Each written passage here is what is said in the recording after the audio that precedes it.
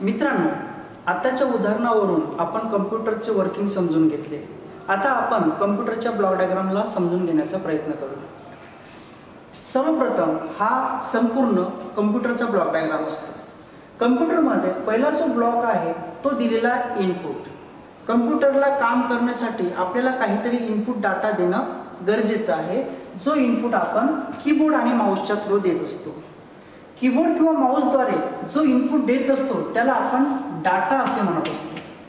याला मराठीमध्ये कच्ची माहिती असं म्हटलं जातं. ही कच्ची माहिती दिल्यानंतर याचा संबंध येतो कंट्रोल युनिटशी.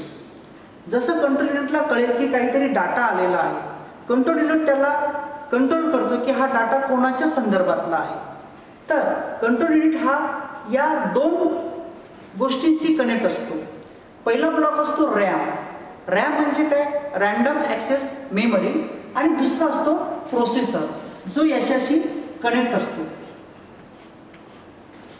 कंट्रोल युनिटचं काम आहे इनपुट, प्रोसेसर, रॅम आणि आउटपुटला कंट्रोल करणे. या चौघांचा ताळमेळ बसवणे, याच्याकरता कंट्रोल युनिट काम करत असतो. त्यानंतर तिसरा ब्लॉक आहे रॅम, रॅन्डम ॲक्सेस मेमरी. ही मेमरी आपल्या कम्प्युटरमध्ये जो डाटा कम्युनिकेशन होत असतो या डाटाला ॲक्सेस करण्याचं काम करत असते. त्यानंतर चौथा ब्लॉक आहे प्रोसेसर. प्रोसेसर ज्या काही इनपुट करून आलेल्या कमांड्स आहे, ज्या काही इन्स्ट्रक्शन आहे त्या इन्स्ट्रक्शनवरती प्रोसेस करतो आणि प्रोसेस करून पुढच्या सेक्शनला तो डाटा पाठवत असतो. त्यानंतर आहे अलू. अलू म्हणजे अर्थमॅटिक लॉजिक युनिट, ज्याच्यामध्ये गणित संदर्भातील कामे होत असतात. त्यानंतर आहे मेमरी. ही जी मेमरी असते याच्यामध्ये आपला डाटा जो असतो तो पूर्णपणे स्टोअर होत असतो. परंतु ही जी रॅन्डम ॲक्सेस मेमरी असते याच्यामध्ये तात्पुरत्या स्वरूपात डाटा स्टोअर होत असतो. ज्याच्यामध्ये डाटा तात्पुरत्या स्वरूपात तयार होतो किंवा सेव्ह राहतो त्याला व्होलाटाईल मेमरी असे म्हणतात. आणि ही जी मेमरी असते ज्याला हार्ड डिस्क ड्राईव्ह असे म्हटलं जाते, यामध्ये आपण परमनंटली डाटा स्टोअर करत असतो. आणि ज्यामध्ये परमनंटली डाटा स्टोअर होतो त्याला सेकंडरी मेमरी म्हटल्या जाते.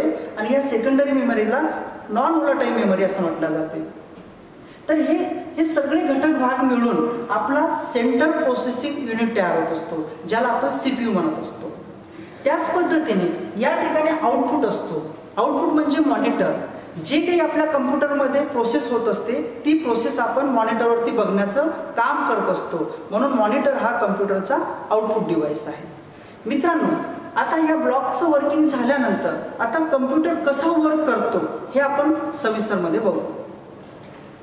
आता इनपुट म्हणून कीबोर्ड आणि माऊस काम करत असतात. कीबोर्ड जो आहे जो डाटा पुरवण्याचं काम करतो आणि माऊस जो आहे तो कमांड देण्याचं काम करत असतो.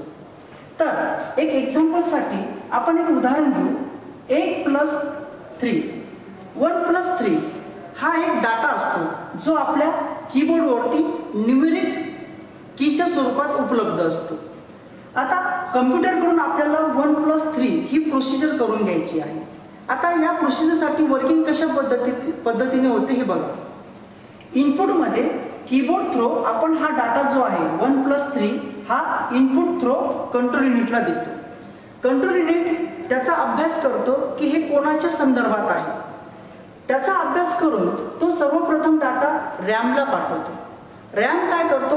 हा 1+3 डाटा आपल्या मेमरीमध्ये घेतो आणि घेतल्यानंतर याच्यावरती प्रोसेस करण्यासाठी प्रोसेसरकडे पाठवतो.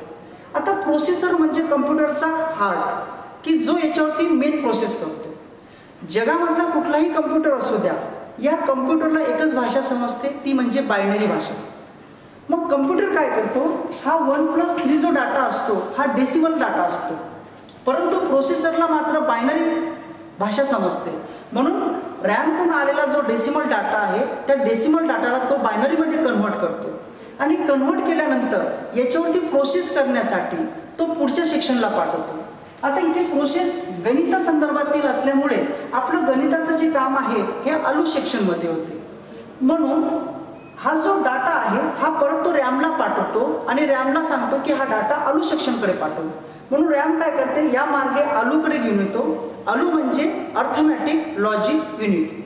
या सेक्शनमध्ये 1+3चा कॅल्क्युलेशन होते आणि हा जो बायनरी डाटा आलेला होता या बायनरी डाटाचं कॅल्क्युलेशन होते आणि कॅल्क्युलेशन झाल्यानंतर हा परत बायनरी डाटा रॅमला दिला जातो. रॅम परत काय करतो, प्रोसेसरकडे पाठवतो. प्रोसेसर त्याची जी 4 बेरीज आलेली आहे, ही जी 4 बेरीज आलेली आहे, या 4च्या बायनरीला परत डेसिमलमध्ये कन्वर्ट करतो आणि डेसिमलमध्ये कन्वर्ट करून रॅमला पाठवतो. रॅम परत कंट्रोल युनिटला पाठवतो आणि कंट्रोल युनिट मॉनिटरला पाठवतो, म्हणजे आउटपुटकडे पाठवतो. म्हणजे याचा अर्थ आपण जो इनपुट डाटा 1+3 दिला होता, तर हे जे 4 कॅल्क्युलेशन आहे ते 4 कॅल्क्युलेशन आपल्याला मॉनिटरवरती दिसायला लागते. या उदाहरणावरून आपण कम्प्युटरचं गणिताचं काम कसं होते हे समजून घेतलं जाईल. त्यानंतर दुसरं उदाहरण आपल्याला असं घ्यायचं आहे की कीबोर्डमध्ये विखुरलेला डाटा असतो. या विखुरलेल्या डाटाला आपल्याला इन्फॉर्मेशनमध्ये कन्वर्ट करायचं असते. म्हणून आपण एक नाव तयार करू. उदाहरणार्थ प्रेरित हे नाव आपल्याला तयार करायचं, परंतु आपल्या कीबोर्डमध्ये हा डाटा विखुरलेला असतो. आता हा डाटा जो आहे PERTI यामध्ये आपल्याला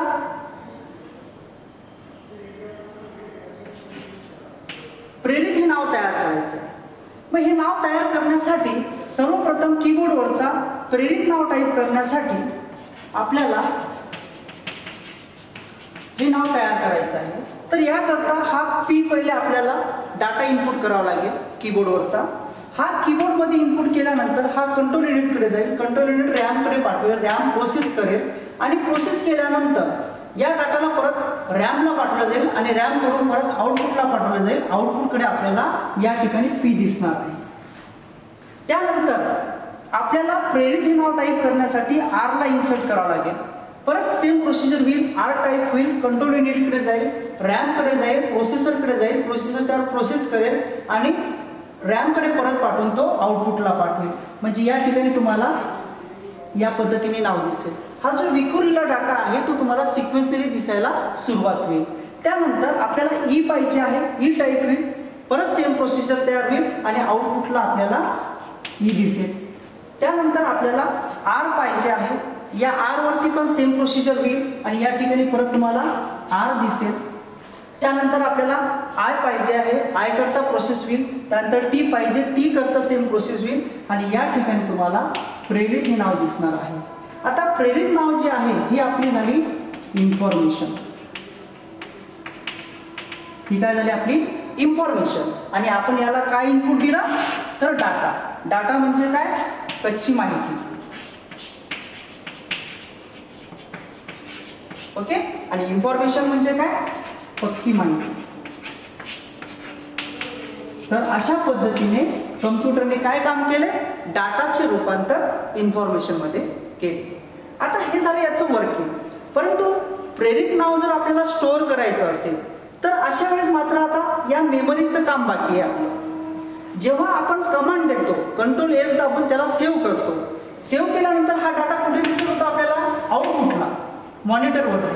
परंतु तो डाटा कुठे स्टोअर होता, या रॅम मध्ये स्टोअर होता तात्पुरत्या स्वरूपात. परंतु जेव्हा आपण इथून सेव्हची प्रोसेस करतो, इनपुट करून आपण सेव्हची प्रोसेस केल्यानंतर कंट्रोल युनिट रॅमला कमांड देतो की हा डाटा स्टोअर करायचा आहे, तर तो प्रोसेसरला सांग. प्रोसेसर काय करतो, त्याच्यावरती प्रोसेस करतो. परंतु हा डाटा सेव्ह कुठे करायचा हे ठरवण्याचं काम कोण करतो, प्रोसेसर करतो.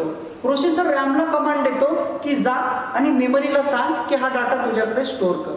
आणि मग मेमरीमध्ये जी काही जागा असेल, माय कम्प्युटर C, D, E या फॉर्मॅटमध्ये तो कुठेतरी या डाटाला स्टोअर करण्यासाठी कमांड देतो आणि मग इथे सेव्हचं ऑप्शन दाबल्यानंतर हा डाटा या ठिकाणी स्टोअर होतो. आणि सेव्ह झाल्यानंतर जेव्हा आपण ही फाईल क्लोज करतो, क्लोज केल्यानंतर या रॅममधून हा डाटा नष्ट होतो, परंतु हा डाटा आपल्याला मेमरीमध्ये दिसत असतो. तर अशा पद्धतीने कम्प्युटर कोणकोणते कामं करतो, या डाटाचं रूपांतर इन्फॉर्मेशनमध्ये करतो, त्यानंतर गणिताचे काम करतो आणि जो डाटा आपल्याला हवा आहे त्या डाटाला सेव्ह करण्याचं काम करत असतो. तर मित्रांनो, आजच्या या छोट्याशा व्हिडिओमधून तुम्हाला कम्प्युटरचं वर्किंग समजलं असेल.